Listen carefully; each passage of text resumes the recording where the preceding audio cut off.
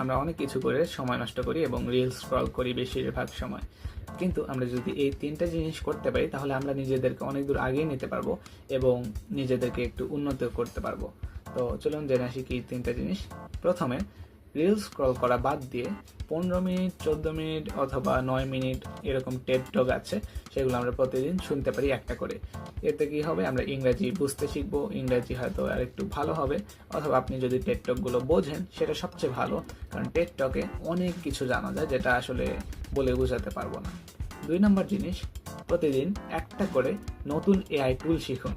এতে অনেক কিছু জানা যাবে এবং নিজের যে ডেইলি টাস্কগুলো সেগুলোও কিন্তু আমরা অটোমেট করতে শিখবো আস্তে আস্তে, এবং দেখবেন যখন আপনি একটা বিজনেস বা একটা কোনো কাজ করছেন সেগুলো আপনার হেল্প করছে এবং আপনি অনেক তাড়াতাড়ি করতে পারছেন অন্যদের চেয়ে এবং অনেক স্মার্টলি করতে পারছেন। আর 3 নম্বর যে জিনিসটা সেটা হচ্ছে নিয়মিত একটা করে একটু করে বই পড়া।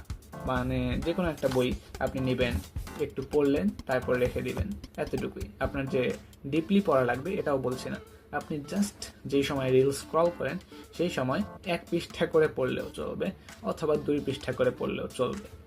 তো এই 3টা কাজ আমরা প্রতিদিন করতে পারি রিল স্ক্রল করার বদলে।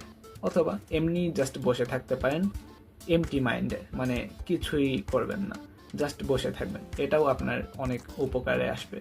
তো ভিডিওটা ভালো লাগলে অবশ্যই কিছু কমেন্টে লিখে দিবেন। ধন্যবাদ।